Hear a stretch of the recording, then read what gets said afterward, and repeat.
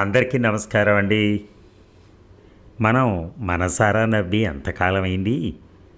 ఎప్పుడూ చిటపటలాడే మొహాన్నేసుకుని సీరియస్ని ఫెవికాల్ లాగా మొహాన్ని అతికేసుకునేవారికి ఒకేసారి నవ్వు వైరస్ సోకితే స్కెడీ మీ మీద అటాక్ చేస్తే నవ్వుతూ మందహాసంతో ఈ మందహాసం కథ వినండి.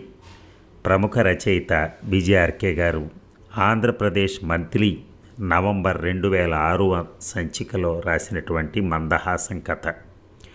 మిమ్మల్ని మనసారా నవ్వించడానికి మీ శ్రీనివాస్ చేస్తున్న ప్రయత్నం. ఇక కథలోకి వెళ్దాం.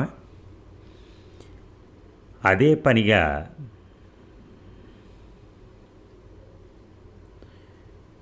ఏడుస్తూ నవ్వుతున్నాడు శేషాద్రి. అతని వంక ఫ్రెండ్స్, రిలేటివ్స్, కొలీగ్స్ అంతా వింత వింతగా చూస్తున్నారు. శేషాద్రి పొట్ట చెక్కలయ్యేలా నవ్వుతూనే ఏడుస్తున్నాడు. ఒరే శేష, ఏమైందిరా? నిన్నటి వరకు మాడిపోయిన పెసరట్టు వాడిపోయిన మునక్కాళ్ళ ఉండేవాడివి, ఇప్పుడు ఏమిట్రా ఇలా నవ్వేస్తున్నావు? కొంపదీసి నవ్వటంలో గిన్నీస్ బుక్లో ఎక్కాలని ట్రై చేస్తున్నావా? క్లోజ్ ఫ్రెండ్ కామేష్ అడిగాడు. ఒరే కామేష్, నువ్వు ఖామూష్ అయిపో. వయాగ్ర అయిపోయి ఒకడేడుస్తుంటే మంచి ఫిగరుంది వస్తావా అన్నట్టుంది అంటూ కోపంగా కామేష్ వైపు చూశాడు మన్మథరావు. ఆఫీస్లో లేటెస్ట్ లాఫెస్ట్ టాపిక్ ఇప్పుడు శేషాద్రే. ఆఫీస్లోనే కాదు, ఫ్రెండ్ సర్కిల్లోనూ, రిలేటివ్స్ వృత్తంలోనూ, ఓన్ వైఫ్ దగ్గర కూడా మిస్టర్ సీరియస్ అన్న ట్యాగ్ లైన్ ఒకటి శేషాద్రి పేరు కింద ఉంటుంది. శేషాద్రి నవ్వగా చూసింది ఎవ్వరూ లేరు, చూశాక బ్రతికింది కూడా ఎవరూ లేరని ఒక టాక్ కూడా ఉంది. యమ సీరియస్ టైపు. శేషాద్రి ఒకే ఒక్కసారి నవ్వాడు. అది సృష్టిలో వింతగా. పుట్టగానే కేర్మని అడవకుండా బోసి నవ్వాడు. ఆ సంఘటన చూసి నర్సు షాక్తో చనిపోయింది. ఆ తర్వాత ఎప్పుడూ ఇంకా నవ్విన దాఖలాలు లేవు. అంతేందుకు, శేషాద్రి నవ్వితే ప్రపంచానికి అరిష్టం అని ఫ్రెండ్స్ కామెంట్స్ చేస్తుంటారు. ఇక విషయానికి వస్తే మరో 10 నిమిషాల్లో సునామీ వస్తుందనగా శేషాద్రి నవ్వాడు. ఆ నవ్వు తెరలుగా సముద్ర తీరంలో తిష్టేసుకున్న అలల్ని తాకి సునామీ రావటం ఏకకాలంలో జరిగాయి. అదిగో అప్పటి నుంచి నిరంతరాయంగా సారీ ఫర్ ద బ్రేక్ కూడా లేకుండా నవ్వుతూనే ఉన్నాడు. మొదట్లో ఆ నవ్వు ముద్దుగా బొద్దుగా అనిపించినా ఆ తర్వాత ఆ నవ్వు రివర్స్ కొట్టింది. నవ్విస్తూనే ఒకసారి శేషాద్రి ఫ్లాష్ బ్యాక్లోకి వెళ్ళాడు. ఒరే శేష, కంగ్రాట్స్ రా, టైపిస్ట్ మేరీ నిన్ను చూసి నవ్వింది పరిగెత్తుకొచ్చి చెప్పాడు మన్మథరావు. అయితే సో వాట్? మొహంలో ఎలాంటి ఎక్స్ప్రెషన్ లేకుండా అడిగాడు. అరే, ఇంత మంచి రొమాంటిక్ న్యూస్ చెప్పినందుకు ట్రీట్ ఇవ్వచ్చు కదా, అట్లీస్ట్ నవ్వు మొహంతో ఉండొచ్చు కదా అన్నాడు మన్మథరావు తెగ నొచ్చుకుంటూ. నా ఫేస్ అంతే, అది మ్యానుఫ్యాక్చరింగ్ డిఫెక్ట్. కోపంగా అని చికాగ్గా అక్కడి నుంచి తన సీటు దగ్గరికి వెళ్ళిపోయాడు.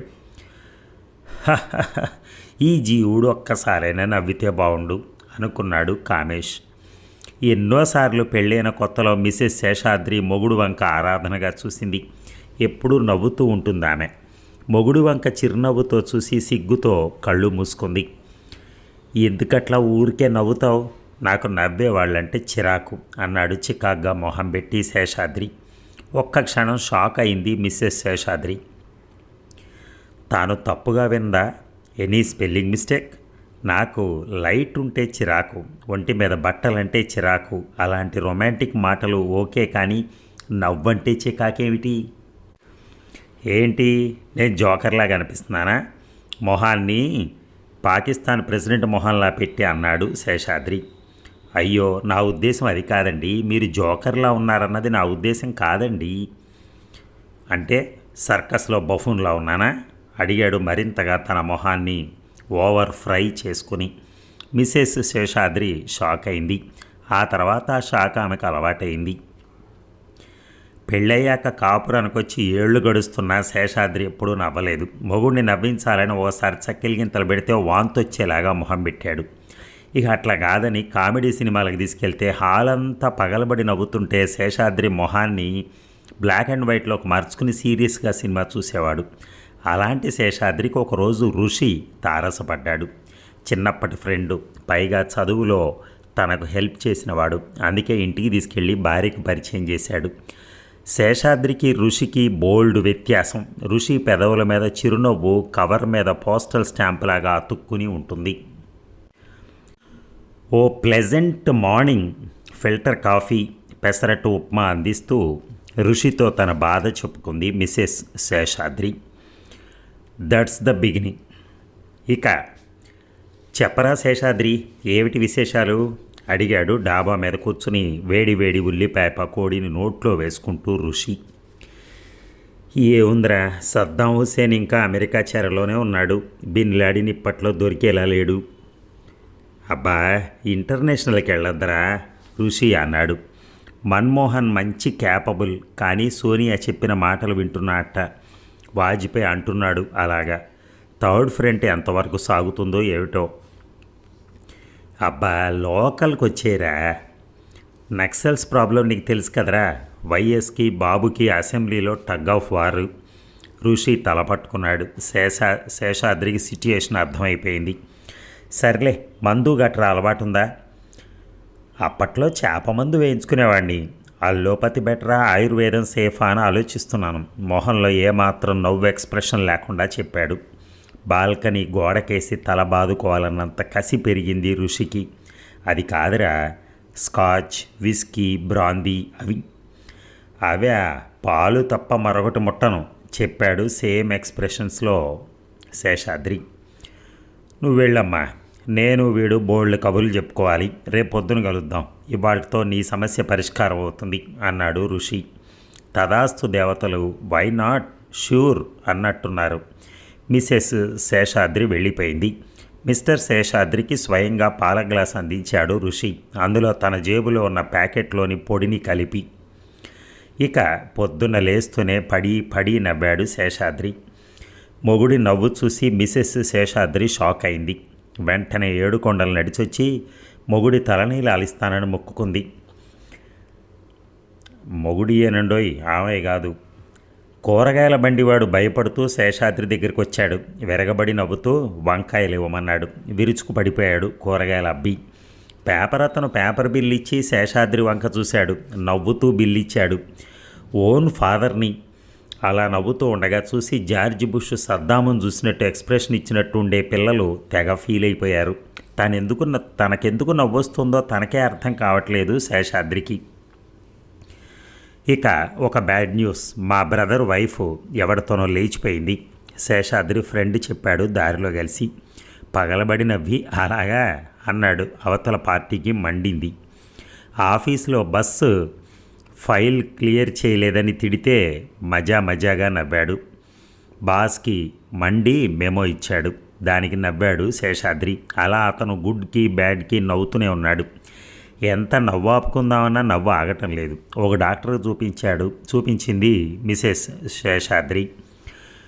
బహుశా పుట్టినప్పటి నుంచి నవ్వకపోవటం వల్ల వాళ్ళ బాడీలో స్టాక్ ఉన్న నవ్వంతా బయటకొచ్చి ఓవర్ఫ్లో అవుతూ ఉండొచ్చు చెప్పాడు doctor.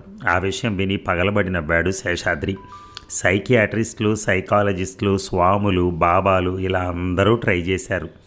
What is the reason అని టెస్ట్ చేశారు. అయినా నో రిజల్ట్. నాన్ స్టాప్గా నవ్వటంలో రికార్డు సృష్టిస్తున్నాడని గిన్నీస్ బుక్ వాళ్ళు ఆగమేఘాల్లో ఎగురుతూ వచ్చారు. ఒక టీవీ ఛానల్ 4-5 అడుగులు ముందుకు వేసి లైవ్ షో మొదలెట్టి శేషాద్రి ఎక్కడికెళ్తే అక్కడి కెమెరాను బెల్ట్ బాంబులాగా కట్టుకుని వెంబడించడం మొదలెట్టింది. డైలీస్ ఈవినింగ్ ఎడిషన్స్ వేసాగాయి. లాఫింగ్ మ్యానియానో మరేమిటో మాస్ హిస్టీరియాలా లాఫ్ హిస్టీరియా మొదలైంది.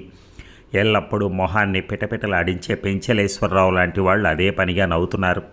ఒకరి వెనక ఒకరు నవ్వటం మొదలు పెడుతున్నారు. శేషాద్రి కనిపిస్తేనే నవ్వటం స్టార్ట్ చేస్తున్నారు. బీబీసీ వాళ్ళు వచ్చారు. ఇక ఆ వేళ ఋషి మిసెస్ శేషాద్రిని కలిశాడు. శేషాద్రి ఈ మధ్యన స్టేజ్ షోస్ 2 చేతుల 2 కాళ్లతో కూడా సంపాదిస్తూ ఉద్యోగానికి తూచ్ అన్నాడు. ఏమిటో అన్నయ్య, ఆయన నవ్వితే కామెడీ హీరోలే కాదు కామెడియన్లు మొహం ముందు కనిపిస్తున్నారు. నిద్రలో కూడా నవ్వుతున్నారు.